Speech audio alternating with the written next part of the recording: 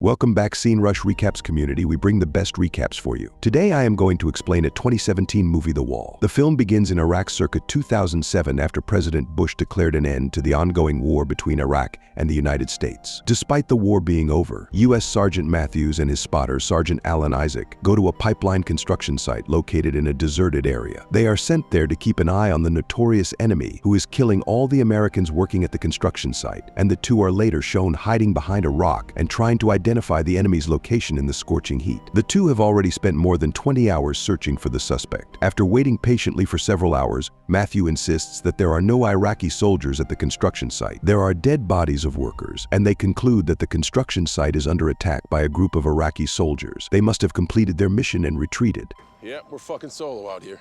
Hearing this, Isaac tries to calm Matthews down by coming up with a hypothesis that all the workers died from being shot in the head. A professional sniper is responsible for this. He also mentioned that they might be up against a professional Iraqi sniper named Juba. Still, Matthews dismissed his opinion, saying that not even one sniper in Iraqi is that good to kill all the workers within 30 seconds. In the next scene, after waiting for a few more hours, Matthew's patience finally wears out and he decides to inspect the place himself. He leaves his hiding place and carries his belongings. He then orders Isaac to cover him from behind and heads towards the construction site. Soon Matthew approaches the construction site and discovers the bodies of workers and soldiers. He takes a radio from one of the dead soldiers and moves ahead. Meanwhile, Isaac finds it difficult to keep an eye on him as his scope becomes unclear. He immediately informs Matthews about it, but Matthews blames him for not replacing it immediately despite it being broken. In response, Isaac reminds him that the scope belonged to one of his dearest friends, Dean, who died, and it has various sentimental values attached to it. Matthews then examines the bodies and is surprised to see that they are all dead with perfect headshots. He begins to worry that there may be a sniper nearby and informs Isaac about it. Hearing this,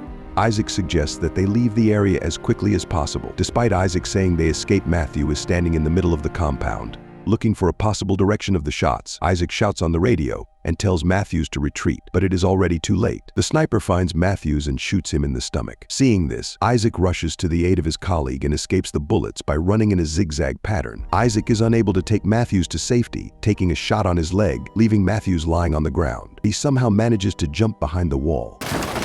Meantime, Matthew suggests that Isaac contact the base station and ask for rescue, but Isaac notices a bullet wound in his right leg and tries to wrap his belt around him to stop blood from leaking out. Contacting the base station, the radio does not work. Upon closer inspection, he finds that the radio has been hit by a bullet and the antenna has been completely damaged, making it impossible to call for help there. At the same time, Matthews asks Isaac to find the sniper so that he can target him. Isaac tries to stop him, warning him that if he moves, he will be shot by the sniper again. Despite this, Matthews tries to reach for the sniper rifle but fails, passing out halfway through due to pain and blood loss. Realizing that there is nothing they can do now, Isaac decides to use the time to remove the bullet from his leg and treat the wound. Isaac then also passes out. In the next scene, Isaac regains consciousness and hears static on the radio. It seems that an officer from the base is trying to contact him. Isaac is delighted by this and immediately calls for reinforcements and medical care. As the conversation continues, he becomes suspicious as the officer asks him to reveal his location so that he can deliver medical supplies. The opposing officer also suggests that Isaac stand up and shoot in the air so that he can pinpoint his actual location. Hearing this, Isaac replies that it is against protocol. He then notes the man's accent and realizes that he is not an American officer but a sniper from the opposing side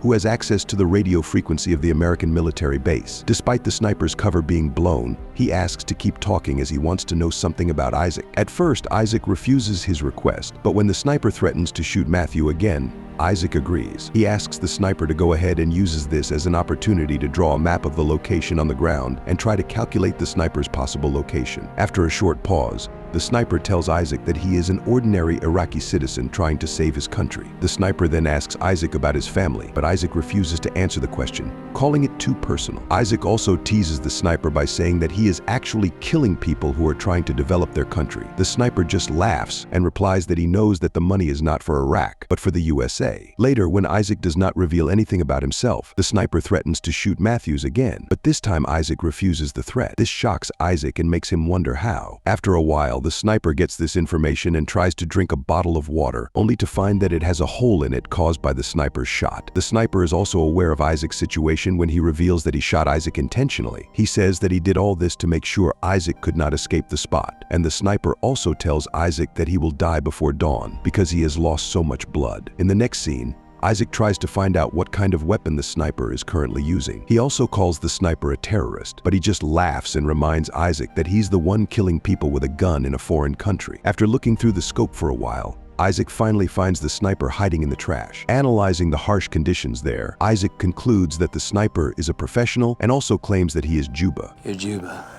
But the sniper denies being Juba and claims to be an ordinary Iraqi. Hearing this, Isaac tells the sniper that he is definitely a U.S. Army officer who betrayed them. The sniper then again denies the claim and informs him that he simply kills the people who attacked him first. Soon, Isaac collapses to the ground due to dehydration and exhaustion. The sniper then tells Isaac that after he dies, he will cut off the skin on his face and pin his tongue to his chest. Sometime later, Isaac plans to trick the sniper by putting his helmet and jacket on a wooden stick. Unfortunately, the sniper does not fall into the trap and Isaac loses his helmet in the process, leaving Isaac with no other choice. Isaac makes a suicidal move and runs to a dead soldier nearby to see if he has anything useful in his pocket, but after going back, he discovers that his scope is broken and cannot be used to detect the sniper anymore. Meanwhile, Isaac feels his radio signal being disrupted and realizes that Matthews is actually alive. He yells at Matthews and gives him the location of the sniper. Matthews takes out a glowing symbol from his pocket and looks at the trash with Isaac trying to distract the sniper. Matthew lunges towards his weapon slowly. At the same time, the sniper reveals that he was a teacher in Baghdad, but after his students were killed in an American attack, he decided to avenge their deaths this time. The sniper asks why he keeps carrying the faulty scope, but Isaac does not respond for a moment. The sniper threatens to shoot Matthews without realizing that he is alive. Isaac then reveals that he keeps carrying the faulty scope in memory of his friend Dean. He also reveals that his mistake led to Dean's death. Meanwhile, Matthews sets up his rifle and blindly aims at the pile of trash.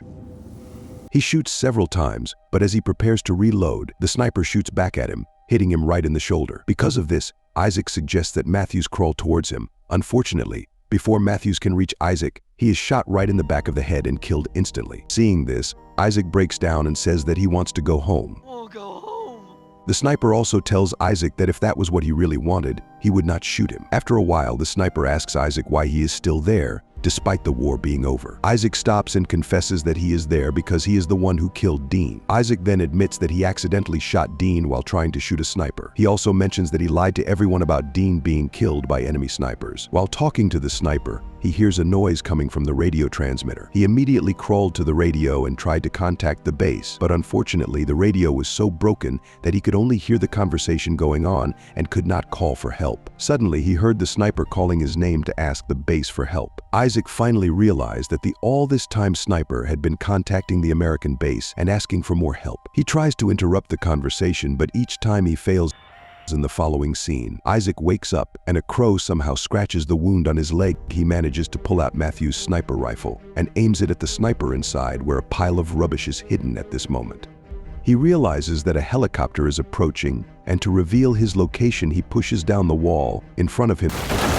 The sniper also tries to discover Isaac but is unable to find him due to the dust from the collapsed wall. After finding out the sniper's location, Isaac also shoots but is unable to see if his shot hit the target. He stands up from his position but is surprised that the sniper does not fire back at him. Isaac thinks his shot was accurate and that the sniper is either wounded or killed. Soon helicopter land behind him and the soldiers carry him on a stretcher. Isaac tries to inform them about the hidden sniper, but he can't communicate properly with the officer after the helicopter takes off. And before Isaac can warn the soldiers about the sniper suddenly starts shooting the soldiers one by one. The pilot is shot and the helicopter crashing into the ground, killing everyone. In the last scene, the sniper calls the American soldier base in and asks to disguise himself as an American soldier and send another rescue team. This was all from the video. I hope you like it. If you want to see more content like this, please subscribe and hit like. Also, leave a comment if you want us to round up your favorite movies. Take care. Until next time.